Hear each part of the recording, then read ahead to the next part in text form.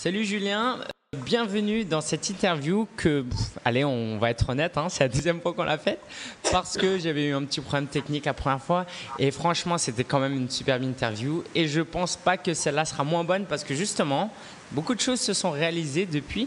Donc Julien, est-ce que tu peux te présenter personnellement déjà, qu'on puisse te connaître vraiment, et puis professionnellement un peu ton parcours, comment tu en es arrivé à créer ton blog parkinggarage.fr. Bah écoute, ce sera avec plaisir. Donc pour cette deuxième interview, je vais me représenter. Donc je m'appelle Julien Bédoué, j'ai 28 ans. J'habite à Angers, donc dans l'ouest de la France, à côté de Nantes. Personnellement, j'ai fait une école de commerce. Ensuite, j'ai été bosser chez Leroy Merlin. Mes passions dans la vie, c'est la cuisine, voir mes amis, voyager, lire, bande dessinée, romans policiers principalement. Et puis depuis 1 an et demi, je m'intéresse beaucoup à l'immobilier et en particulier les parkings et les garages. Donc pourquoi est-ce que je me suis intéressé à cette niche de l'immobilier? Tout simplement parce que j'étais en train de monter un restaurant, donc je voulais créer ma structure. Et en fait, je me suis aperçu que j'allais me verser des petits salaires au début, comme on crée une entreprise, c'est normal, et que je voulais en fait compenser cette baisse de salaire par de l'immobilier, puisque ça demande peu de temps dans l'absolu et c'est des compléments de revenus intéressants. Sauf que quand j'ai visité mes premiers appartements, je ne savais pas lesquels acheter, je ne savais pas ce qu'était une bonne affaire et je trouvais ça trop compliqué. Donc du coup, je suis allé sur un format plus basique qui est le parking et le garage. Et puis, comme j'ai rien trouvé sur le net en termes d'informations, je trouvais que c'était très pauvre. Il n'y avait pas un site qui référençait les informations dont j'avais besoin pour acheter mes parkings et mes garages. Je me suis dit que j'allais le faire, tout simplement. Ok. Alors, je trouve vraiment cette approche intéressante parce que le blogging aujourd'hui permet justement d'apprendre en même temps qu'on peut former des gens parce que c'est un format très informel, même ça ne veut pas dire qu'il n'y a pas de la qualité, mais où tu peux raconter un peu ton parcours. Et justement, alors, aux dernières nouvelles, moi je sais que tu étais sur l'achat d'une 50aine de parkings. C'en est où là? Alors, effectivement, quand on avait tourné l'interview, je devais avoir signé la promesse d'achat, mais pas la vente chez le notaire. Donc, la vente, elle a été signée le 15 mars 2013 pour un achat en fait de 50 garages qui sont situés en Normandie, là où j'ai grandi. En fait, j'ai pas fait mon lycée là-bas, mais c'est à 20 km. Donc, c'est une région que je connais bien et du coup, j'ai acheté là-bas une jolie batterie, quoi. Ok, alors, tu peux nous raconter un petit peu ce qu'il en est, pas forcément des chiffres, quoi, si tu es à l'aise avec, ok, mais nous raconter un peu comment ça se passe au niveau de ton... Écoute, pour reprendre en fait, mon premier achat, je l'ai négocié le 1er mai 2012. Donc j'ai acheté 4 garages pour 11 000 € avec les frais de notaire compris. Donc ça c'était à Saint-Étienne. La vente a été signée le 15 septembre à peu près. Et j'ai commencé à encaisser les loyers à partir du 15 septembre. Donc ça, grosso modo, ça se loue entre 30 et 45 € le garage. D'accord. Donc ça me donne, en revenu, une fois que j'ai payé les impôts, c'est entre 1000 et 1200 € par an de revenus supplémentaires. Donc on est sur une rentabilité à 10% net de charges nettes d'impôts. Donc c'est pas mal. Et du coup, j'ai trouvé ma deuxième batterie en fait le 27 novembre 2012. En Normandie. Donc du coup, je me suis déplacé là-bas le lendemain pour les acheter. J'ai visité, c'était quasiment tout loué, pas en très bon état, mais du coup le prix était pas cher. J'ai acheté ça 80 000 € pour le vendeur, 4 000 € pour l'agence et 6 000 € pour le notaire. Donc ça me fait un billet global de 90 000 €. Que j'ai financé à 50% par un prêt bancaire et le reste c'était de l'apport en fait de mes économies. Et en termes de loyer, en ce moment je suis sur une moyenne de à peu près 1000 € par mois de loyer sur ces 50 garages, quoi. Ok, de revenus récurrents que tu vas avoir tous les mois sans trop travailler dessus du coup. Ça me prend, on va dire entre 2 et 3 heures par mois quand même, parce que il faut regarder que les virements sont bien arrivés. Donc là, c'est ce que je vais faire, pas aujourd'hui, mais je le ferai lundi. Regarder tout ça, rappeler les mauvais payeurs, parce qu'il y en a, ça me pose quelques soucis. Et puis, faut faire les entrées des lieux, donc signer les baux, et puis faire les sorties des lieux aussi, donc récupérer les clés, tout ça. Donc c'est quelque chose que je fais à distance, mais grosso modo, il faut considérer que ça me prend entre 2 et 3 heures par mois. Ok.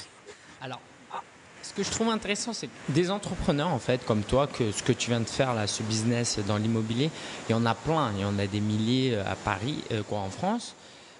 Mais toi, tu as amené ça en ligne parce qu'a priori, entre le parking et le blogging ou le marketing de contenu, il n'y a pas de rapport. Alors, tu nous as déjà raconté un peu cette démarche de vouloir produire du contenu. Est-ce que tu peux rentrer un peu plus dans le détail? Donc, tu voulais aider des gens, mais en même temps, comme bon entrepreneur, tu avais ton idée aussi de business en ligne. Donc, comment de cette idée de business hors ligne, IRL, tu l'as amené en ligne et où est-ce que tu en es aujourd'hui avec ton blog parkinggarage.fr? Alors, effectivement, quand je voulais monter mon restaurant, en fait, j'avais étudié plein de trucs et il y avait aussi Internet. Et Internet, c'est vrai que c'est un secteur qui est en développement et tout. J'avais très peur d'aller mettre les pieds là-dedans parce que techniquement, je suis une brêle, hein, on va dire franchement. J'y connais rien. Bon, j'ai un peu appris depuis, mais je me suis rendu compte que c'était pas si difficile que ça et qu'à partir du moment où on savait se servir d'un traitement de texte Word, on était capable de faire un site Internet sans trop de soucis. En plus, il y a des bons tutoriels. Vous allez sur le site de Ling, c'est grâce à lui et son tutoriel que j'ai pu installer WordPress facilement et sans plantage.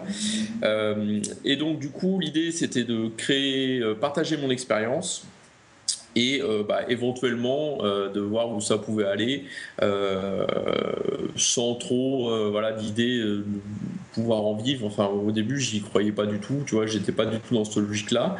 Parce que le premier mois, tu as à peine une centaine de visiteurs, le deuxième, tu en as 300. Enfin voilà, tu te dis, mais de toute façon, ça intéresse pas grand monde.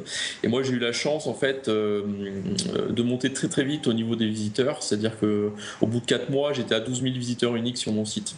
Donc du coup, j'ai vu qu'il y avait quand même une demande et il y a des gens qui me posaient des questions, qui me disaient comment tu fais ci, comment tu fais ça. Je rencontrais des investisseurs, je rencontrais des propriétaires, enfin, du coup j'avais beaucoup de contacts et là est venue l'idée d'un livre pour résumer tout ce que je savais sur les garages et éventuellement pouvoir le vendre. Donc le matin où j'ai sorti le livre et je l'ai mis en vente sur le site, j'avais la peur au ventre, j'étais devant mon PC, je savais pas ce qui allait se passer, ça se trouve j'allais faire un flop énorme, j'en savais rien quoi. Et bon, j'ai été soulagé parce qu'une demi-heure après, il y a une lectrice en fait qui a acheté le premier livre, donc je me souviens encore de son nom parce que forcément ça marque. Et puis au final, sur 5 jours, j'en ai vendu une vingtaine, donc pour moi l'opération était sympathique et réussie quoi. Et après, où est-ce que j'en suis maintenant? Donc, moi, je me base beaucoup sur sur les retours des lecteurs. C'est-à-dire que je reçois en moyenne entre 3 et 4 mails par jour de lecteurs, plus les commentaires sur le site. Donc, je vois bien comment les gens réagissent et je vois aussi de quoi ils ont besoin. Et donc, ça m'a amené à sortir de nouveaux produits en plus du livre. Aujourd'hui, je vends mon exemplaire de bail. D'accord, j'ai un bail spécial parking garage que je vends 5 € sur le site. D'accord, qui est rédigé avec l'aide de ma juriste, parce que je fais appel à une juriste en fait pour mes problèmes à titre personnel. Ensuite, je vends une calculatrice de rentabilité. Donc, c'est un fichier Excel qui te permet en 5 minutes d'analyser un lot de garage ou de parking sur une rentabilité à 30 ans. Et qui te permet de monter un dossier pour aller convaincre le banquier aussi, parce que quand tu as tous les chiffres qui sont bien calculés dans les bonnes cases et qui voient que tu connais le truc, c'est plus pratique d'avoir un prêt. Je vends mon livre plus 2 heures de suivi personnalisé, d'accord. Donc c'est-à-dire que on échange régulièrement, j'oriente les gens sur leur recherche de garage, etc. Et mon 5e produit du coup c'est une formation en vidéo où là je me suis filmé pendant 8 heures. Et pendant 8 heures, je passe de A à Z tout ce que je sais sur les parkings et les garages. Donc là, c'est une formation qui est vraiment très très complète et avec des bonus, avec tous les documents que je peux utiliser au quotidien, soit pour faire mes recherches. Je filme mon écran d'ordinateur quand je recherche des biens sur le Bon Coin, par exemple. Il y a des astuces que personne ne connaît, mais que moi avec l'expérience j'ai réussi à trouver ou dont on m'a fait part, et donc ça c'est quelque chose maintenant que j'arrive à partager et c'est un support qui plaît beaucoup quoi. Okay. Alors il y a énormément de choses là-dedans, si tu permets on va décortiquer un petit peu Parce Pas qu'il y de a quand même souci. pas mal de blogueurs débutants avec nous et forcément la question qui nous arrive en premier, c'est comment avoir plus de trafic. Alors toi, en 4 mois, quand même, c'est impressionnant ce que tu as réussi à faire. Est-ce que tu nous racontes un petit peu comment tu as réussi à générer autant de trafic, comment tu les as convertis à ta newsletter? Alors, pour le trafic, il n'y a pas trop de secret, si ce n'est de publier.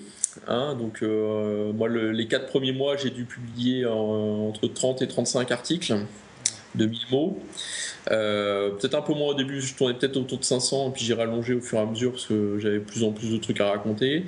Et puis à chaque fois que je rédigeais un article, je me basais en fait sur la longue traîne. Donc pour ceux qui savent pas ce que c'est, la longue traîne, en fait, c'est des mots-clés qui sont très peu concurrencés. Mais aussi très peu demandés. Donc grosso modo, c'est un mot-clé qui génère moins de 100 visites par mois. D'accord. Donc c'est Un exemple? je sais pas, par exemple, rentabilité parking. D'accord. On pourrait croire que c'est très demandé, mais c'est pas demandé. C'est demandé, on va dire, 90 fois par mois. C'est-à-dire que si tu captes tout le trafic, ça te fait 3 visiteurs par jour. Ce qui n'est pas énorme, mais au final, si tu arrives à te positionner sur, comme moi j'ai fait, sur 30 articles, donc 30 mots-clés à 3 visiteurs, ça fait déjà une centaine de visiteurs par jour minimum. Plus tout ce que le moteur de recherche va trouver comme mots-clés dans tes articles, sur lesquels tu n'as pas forcément voulu te positionner, mais qu'il a trouvé et qui pense que ton article correspond à ça. Donc, quand même une bonne étude grâce à l'outil Google AdWords. J'ai fait toutes mes recherches de mots-clés avec ça, j'ai regardé la concurrence, et puis tous ceux où c'était pas concurrencé, j'ai rédigé un article dessus, et puis c'est comme ça que j'ai réussi à capter mon trafic. Est-ce que tu as utilisé d'autres stratégies pour le SEO, justement, pour être mieux référencé en dehors de ces articles qui étaient écrits autour de certains mots-clés? Alors, on va dire qu'il y a le hors-site et le sur-site. Donc, sur-site, j'ai fait ça. J'ai un plugin qui s'appelle. Comment il s'appelle? C'est pas All-in-One SEO, c'est l'autre. C'est SEO. peut-être, ouais, par Yoast. Par Yoast, ouais. Donc voilà, un peu plus complexe à paramétrer. Par contre, du coup, il y a plus de possibilités avec. Donc, je sais pas si ça participe ou pas, mais en tout cas, ça marche bien pour moi. Je me suis référencé, je sais pas, peut-être dans 6 ou 7 annuaires maximum. J'ai vite vu que c'était c'est une démarche qui était très longue et on savait pas si le résultat allait payer parce qu'on reçoit un mail ou on le reçoit pas, et donc du coup, c'est compliqué. Après, qu'est-ce que j'ai fait d'autre en référencement? Ouais, j'ai quand même essayé d'aller échanger avec d'autres blogueurs pour avoir des articles invités qui publient sur mon site aussi, et puis des échanges de liens comme ça dans des blogroles, le classique, quoi. Moi, ce que j'aime derrière ton témoignage et l'histoire de ton blog, c'est qu'au final, surtout les blogueurs débutants, moi le premier, peut-être toi, c'est qu'on se dit, allez, SEO, c'est c'est un nouvel acronyme, on a envie d'apprendre plein de choses, ça a l'air trop stylé. Et on se complique la tête, on cherche à obtenir des backlinks, des annuaires, des échanges de liens, alors que ce que tu as fait, en fait, c'est exactement ça. Aller dans une niche, l'idée de la niche, c'est qu'il n'y a pas beaucoup de concurrents, donc tu écris des articles autour de certains mots, et puis vu que tu es quasiment le seul sur Google, forcément, tu es bien classé. Et donc toi, tu as quand même fait une démarche évidemment de bien optimiser, tu as ton plugin, tu as mis un certain nombre de fois les mots, je suppose, tu as fait des mots en gras, tu les as mis en sous-titres, voilà, tu as réfléchi un peu, mais en réalité, c'est pas si compliqué que ça, une fois qu'on a trouvé sa niche et qu'on écrit du contenu de qualité, et puis je trouve ça intéressant. Je suis tout à fait d'accord avec toi, tu as bien compris ma démarche, et je pense que tu es dans celle-là aussi, puisque je me suis inspiré de toi quelque part. Et ce que je voulais dire, c'est que au début, mes articles, ils n'étaient pas du tout optimisés, en fait. C'est-à-dire, j'écrivais comme ça, parce que je ne m'étais pas formé au SEO. Et au fur et à mesure que j'apprenais en fait des choses, ça m'est arrivé de revenir sur mes anciens articles et d'améliorer leur référencement.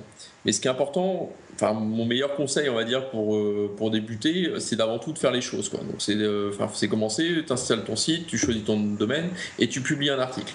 Voilà, s'il y a que ça à retenir de cette interview, s'il y a un truc qui peut te donner envie d'aller de l'avant, c'est de faire ça. Ça va te prendre, on va dire 5 ou 6 heures. Donc tu fais ça un samedi.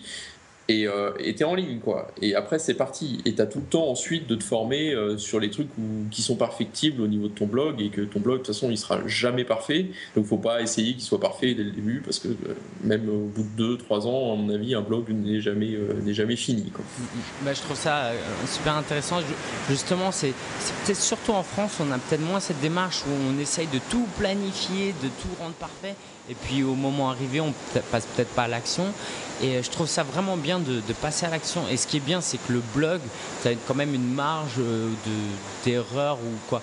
Personne va t'insulter parce que tu as fait une petite faute ou parce que ton information n'est pas exactement bonne. Et puis s'il l'a fait, bah, tu la corriges après.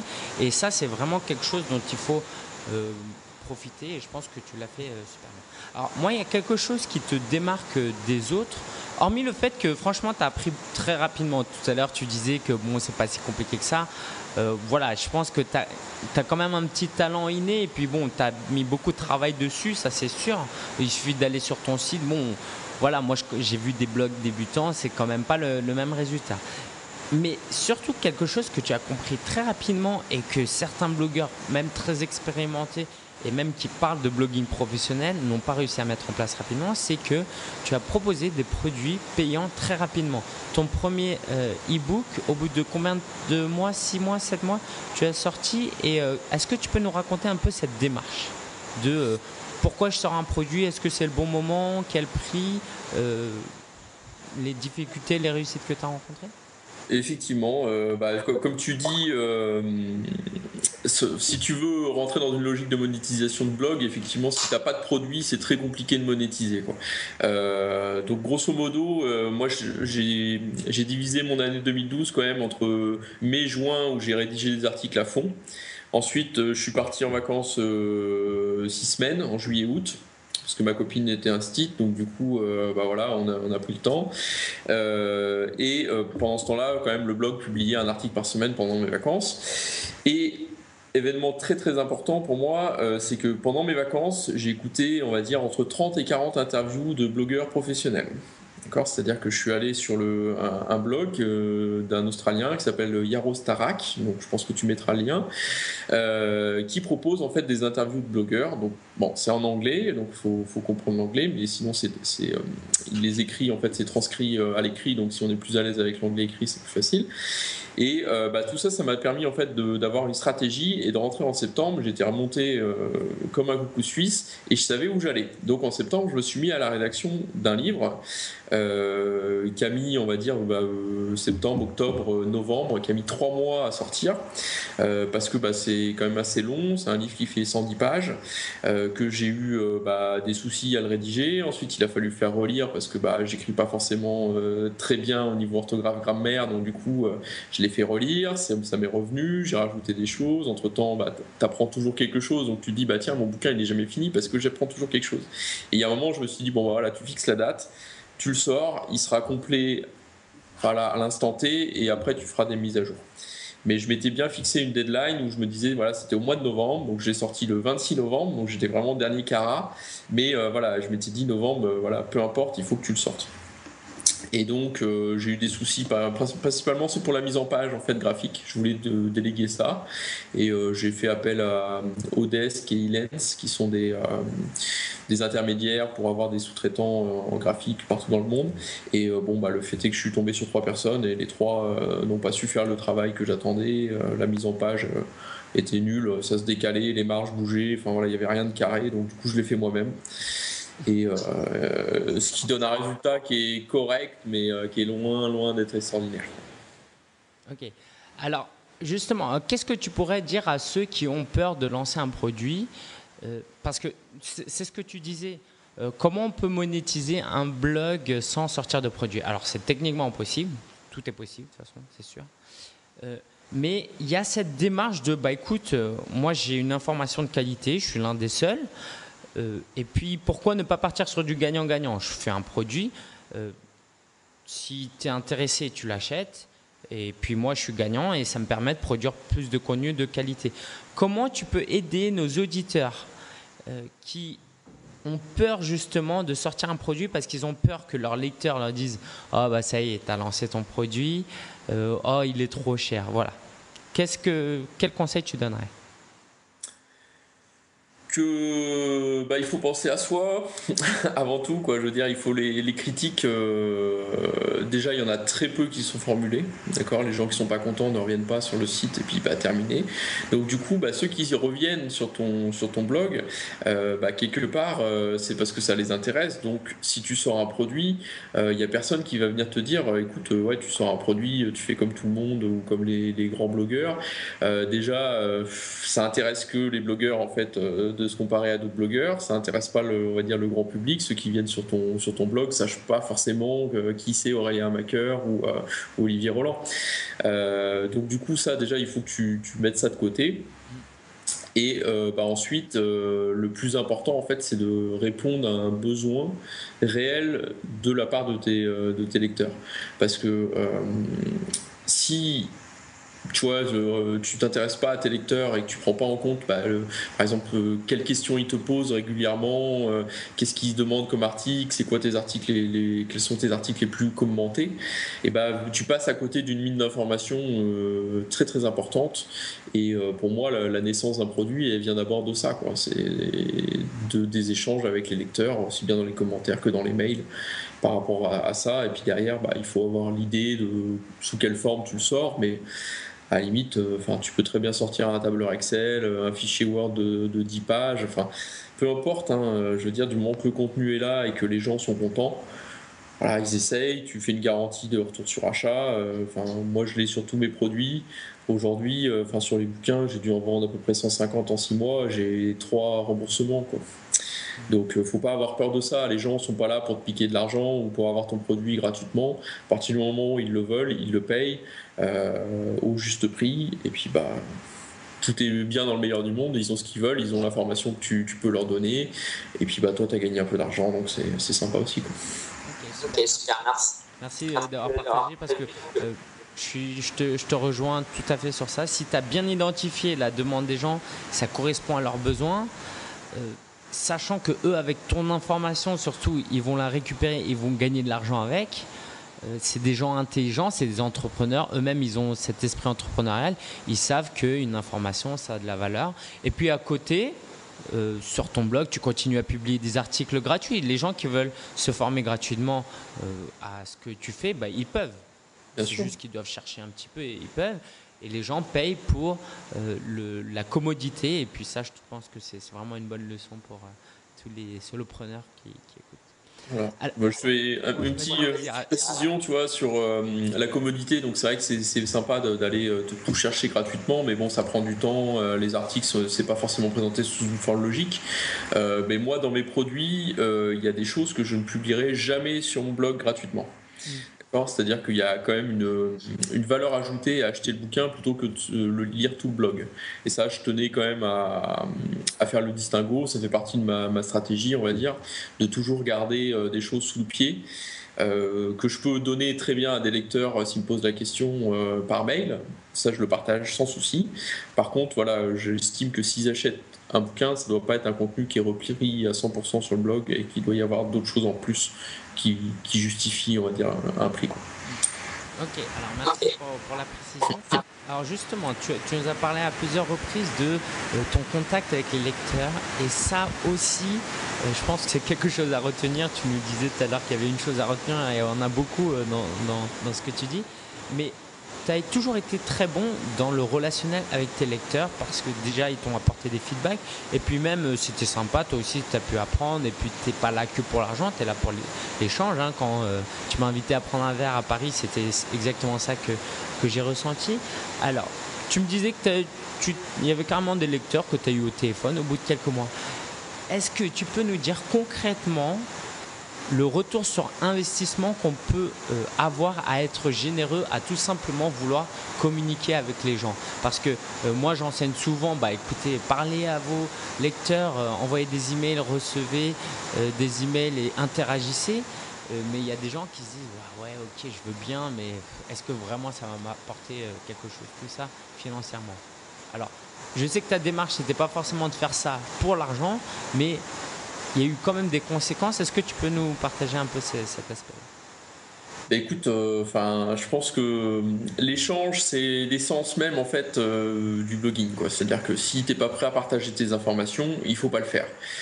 Pour la petite anecdote, tu vois, j'ai 2 lecteurs, un que j'ai eu au téléphone plusieurs fois, l'autre où on s'est envoyé des dizaines de mails, qui me disent mais t'es bête de vendre ta méthode pour investir dans les garages parce que tu vas créer de nouveaux concurrents et du coup tu vas passer à côté de certaines affaires. Alors moi j'ai une logique qui est complètement décalée avec ça. Je considère que le partage en fait m'apporte beaucoup plus tout ce que je peux donner.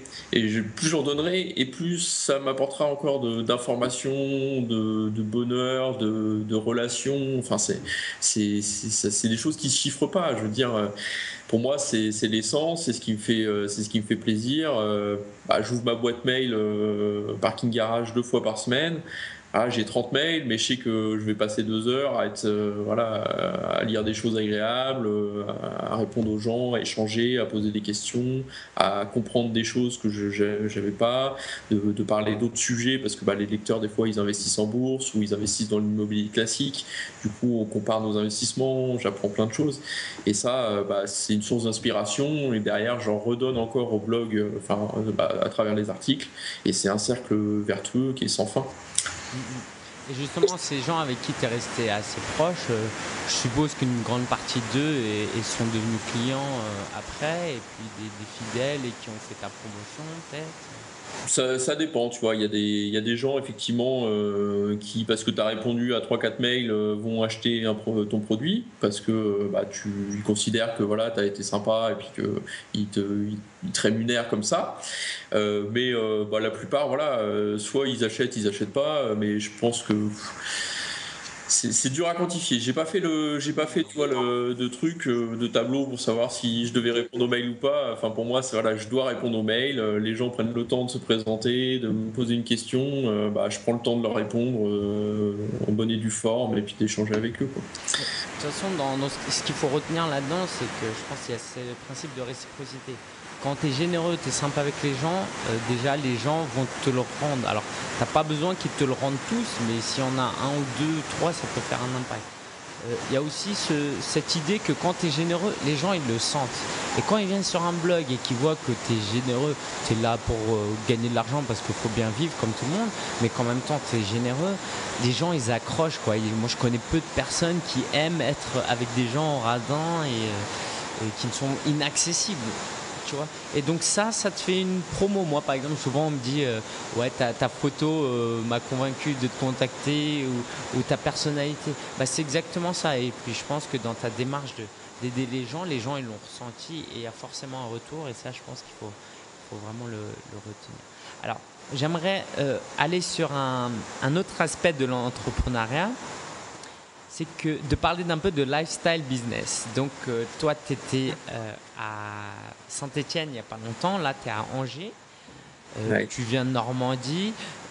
Depuis un an et demi, depuis que tu as ton business en ligne, contrairement à la restauration ou à autre chose, ça t'a quand même apporté une certaine liberté. Est-ce que tu peux nous parler de cette liberté et comment tu en tires avantage ?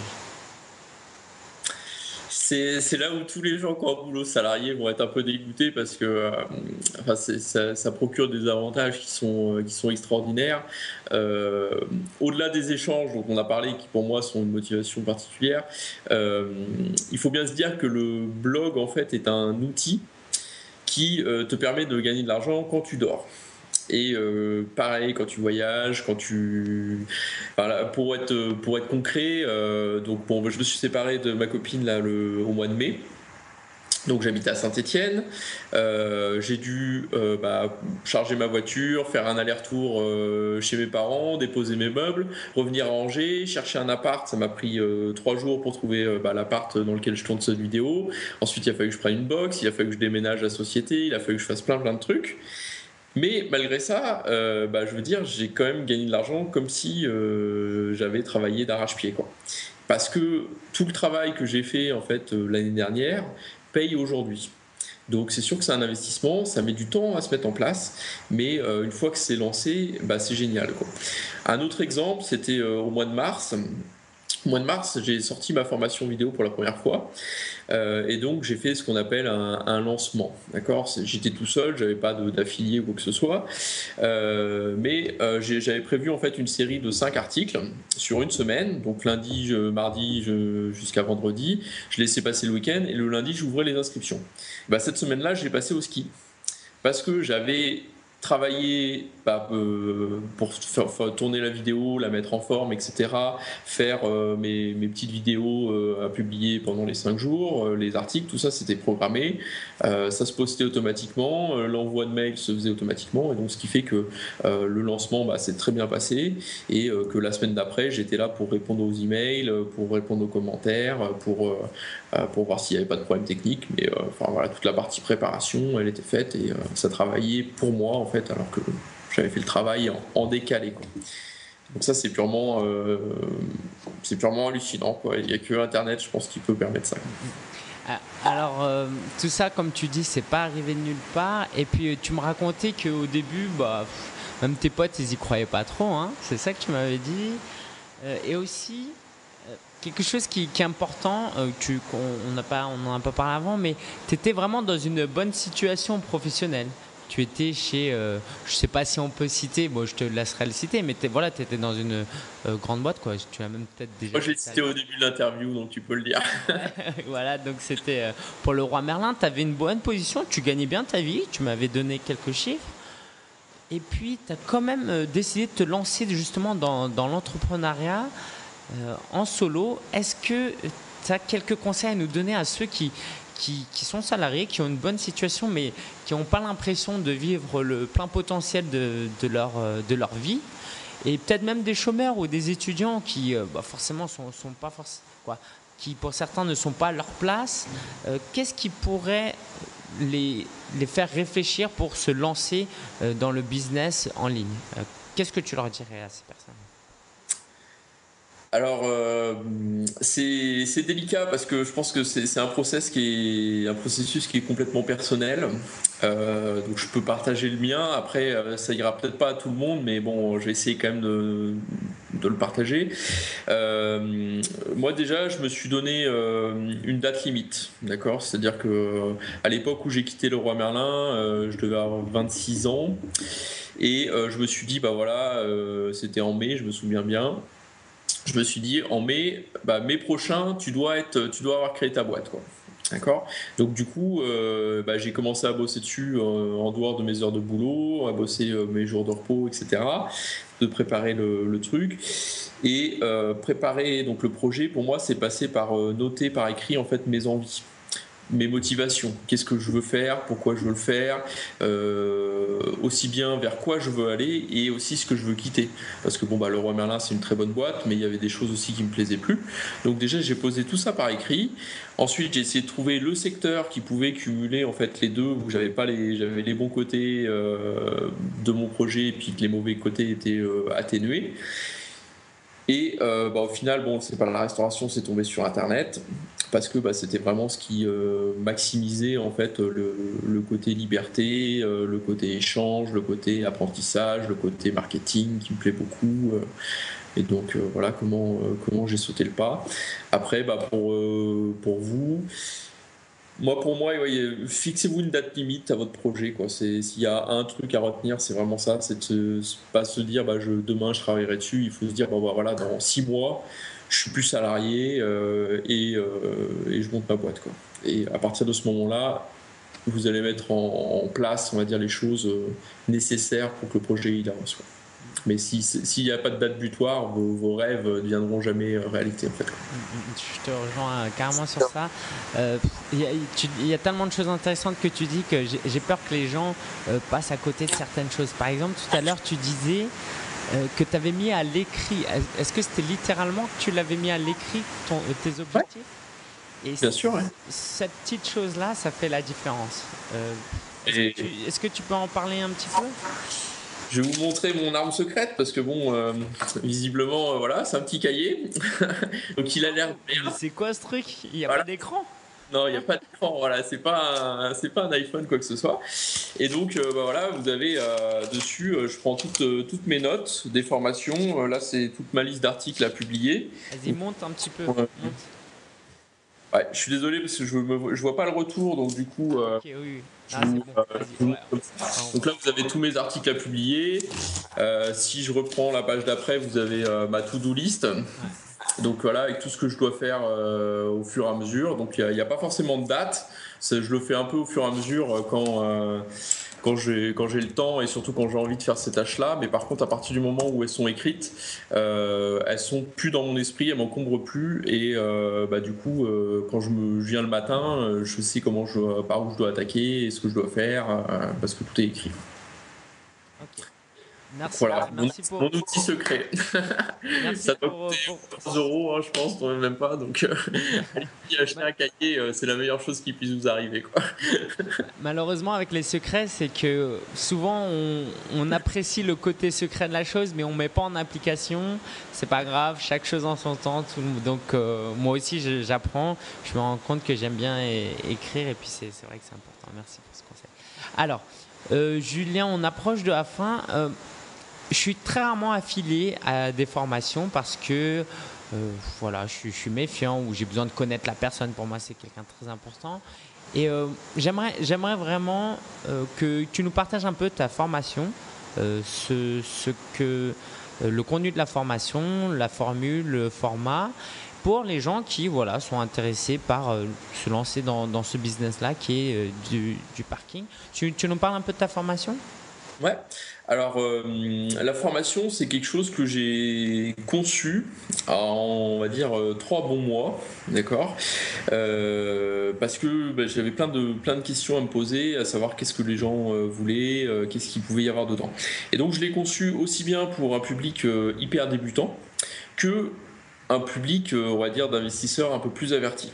Donc ça peut aussi bien te concerner si tu veux acheter un garage ou 2 garages. J'ai des gens qui suivent ma formation et qui veulent commencer par acheter un petit lot ou un garage par-ci par-là, que des gens qui veulent acheter 50 ou 150 garages. J'ai des gens aujourd'hui dans ma formation qui visitent des lots de 150, que moi je ne pourrais pas acheter, mais voilà, ils y vont et puis on en discute, tout ça. Donc la formation, en fait, elle est conçue d'une certaine manière pour que tu arrives à te projeter en tant que propriétaire, c'est-à-dire que je te mets dans la peau, dans le costume d'un propriétaire de garage, pour que tu sentes tous les avantages qu'il y a dans ce costume, donc que tu sois motivé à le faire. Donc ça passe par traiter tout ce qui est d'un point de vue légal, les baux, le code civil, le paiement des impôts, la taxe foncière, etc. Comment on passe chez le notaire. Donc du coup tout ça tu l'as en début de formation et ensuite on embraye sur une phase beaucoup plus pratique qui est qu'est-ce qu'il faut chercher. Donc là je te détaille plutôt des parkings, plutôt des garages, les types de construction. Qu'est-ce que ça vaut, est-ce que c'est un bon garage, un mauvais garage. On parle pas mal de l'emplacement, on parle d'études de marché, on parle de négociation avec les banques, avec les propriétaires. Donc c'est quelque chose qui est divisé du coup en 14 ou 15 modules, je ne me rappelle plus, avec une demi-heure de vidéo par module. Et là, tu as juste, on va dire, l'aperçu global de ce que je traite, mais je rentre vraiment dans les détails et je réponds à toutes les questions en fait qu'un débutant pourrait se poser sur l'investissement des parkings et garages. À côté de ça, je partage en fait tous les outils que j'ai développés pour mes recherches. D'accord, donc ça passe aussi bien par des fichiers Excel que des fiches résumées de formation en PDF, que tous on va dire mes lettres de courrier, rappels impayés, bonjour, je viens d'acheter un garage, je suis le nouveau propriétaire, est-ce qu'on peut se rencontrer. Enfin voilà, tout ce que j'ai créé en fait en un an, je le donne. Et en plus de ça, parce que pour moi, une formation en vidéo, c'est bien parce que on se voit comme là, tu regardes cette interview, mais j'ai besoin en fait d'avoir un retour. et toi, tu as besoin aussi d'être orienté. Donc, en plus de ça, on fait 2 heures de suivi en tête-à-tête au téléphone pour que je puisse savoir comment tu avances dans la formation, s'il y a des choses que tu n'as pas compris, si tu as besoin d'éléments en avance parce que tu as visité un lot et que du coup tu as des questions et que tu n'as pas encore fini la formation, pareil, je m'arrange pour que tu aies les informations. Et puis on discute aussi des lots que tu as visités, savoir si c'est bien, si c'est moins bien. Voilà. Et donc du coup, ça fait une formation très complète. Et aujourd'hui, mes retours sont, ils sont très qualitatifs. Okay. Très bien, merci. Moi, j'achète souvent des produits. Il y a un double avantage à acheter des produits. Donc déjà, tu te renseignes sur par exemple, le parking. Ça te permet d'investir et de gagner de l'argent. Et il y a aussi au niveau du format, en tant que solopreneur, ceux qui nous écoutent ont pour la plupart des blogs et puis ils peuvent s'inspirer de ce que tu fais. Donc moi, je trouve ça génial. L'accompagnement, c'est tellement prisé aujourd'hui. On vit dans un monde digital où les gens, ils ont l'impression que c'est des robots qui répondent à des emails. Et nous, les blogueurs, les solopreneurs, on a l'impression que il y a du vent, il y a des gens qui nous envoient des emails, mais on n'a pas l'impression que c'est des vraies personnes. Donc, je trouve ça super le suivi que tu donnes. Et puis, franchement, tu as réussi. Donc, je suis certain que ceux qui suivent ta formation réussiront à leur tour. Merci. Alors, pour ceux qui sont intéressés par ce produit, j'ai un lien affilié, c'est vivredesonblog.com/Julien. vivredesonblog.com/Julien. Je touche une petite commission et j'offre un petit bonus. Donc, n'hésite pas à m'envoyer un email pour me dire que tu es passé par mon lien. Et puis, voilà, tu verras de quoi il s'agit. Alors, Julien, avant de terminer, une toute dernière chose peut-être. Est-ce que tu as quelque chose à rajouter, quelque chose qu'on n'a pas partagé, une question que tu aurais aimé que je te pose, quelque chose que tu aimerais dire justement à ces solopreneurs ou ces solopreneurs en devenir, ceux qui veulent créer un business, qui veulent vivre un peu de leur passion, qu'est-ce que tu leur dirais en plus de tout ce que tu nous as déjà dit? Il faut bien se poser la question quand on veut devenir solopreneur ou entrepreneur du business model. Donc en français ça se traduit par le modèle d'affaires, voilà, mais ça vous parle peut-être pas. Mais c'est de se dire est-ce que à la longue c'est profitable. Donc je vais prendre l'exemple de la restauration et de vous expliquer pourquoi j'ai abandonné ce secteur. C'est que pour moi le business de la restauration est très compliqué parce que le business model est mauvais, on va dire. Je dis pas que tout le monde fait faillite, mais voilà, c'est quand même un secteur qui est un peu en berne. En fait, au niveau prix, c'est la crise. Donc du coup, les gens vont de moins en moins au restaurant. C'est une dépense qui est facilement évitable en mangeant à la maison. Donc du coup, les restaurateurs sont obligés de baisser leur prix. À côté de ça, ils sont face à des marchés financiers qui spéculent sur le blé, sur la viande, sur plein de choses, les matières premières, notamment le métal, et les combustibles. Or, dans une cuisine, tu as besoin d'acheter des matières premières pour faire ta cuisine, donc les prix augmentent. La cuisine, c'est quoi? C'est du métal, donc pareil, le prix des métaux, ça augmente, et le prix des gaz pour faire chauffer les cocottes, pareil, ça augmente. Donc du coup, les restaurateurs, ils sont pris entre le marteau et l'enclume, et ils voient leur marge diminuer, pareil, le coût du travail. Donc, avant d'attaquer un business, posez-vous la question de savoir si c'est un secteur qui est porteur, comment est-ce qu'on peut rentrer dans ce secteur-là, est-ce que j'ai à craindre de mes concurrents, est-ce que ma marge ou mes prix, je vais devoir les effriter parce que j'ai pas le contrôle en fait, soit sur mes approvisionnements, soit sur mon prix de vente. Et donc voilà, en résumé, le business model c'est ça, mais Internet, le blog, c'est un excellent business model.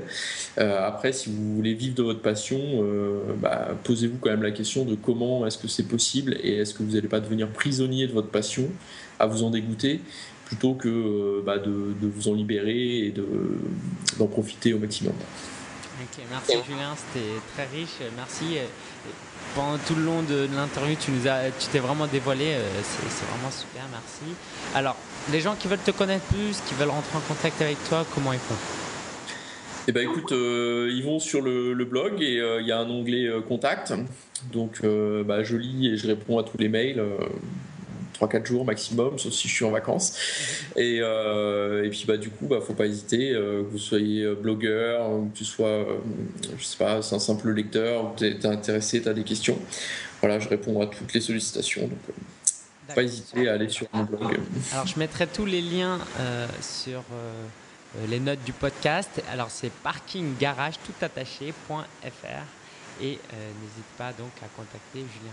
Merci Julien. Et puis nous, on reste en contact. Bon, tu as déménagé à Angers, tu aurais pu venir à Paris, on aurait pu se voir plus souvent. Pour rien au monde, je vivre à Paris. Comment ? Pour rien au monde, je retournerai vivre à Paris. Ok. T'es certainement pas le premier à m'avoir dit ça. On en reparlera. Mais c'est vrai que pour moi qui suis parisien, à chaque fois que je vais dans les plus petites villes ou un peu à la campagne, c'est pas la campagne, hein, Angers, c'est vrai que c'est un plaisir. On en reparle une fois qu'on arrêtera cette interview. Merci Julien. Et puis on se retrouve une prochaine fois alors. Allez, merci à tous. Ciao. J'espère vraiment que cette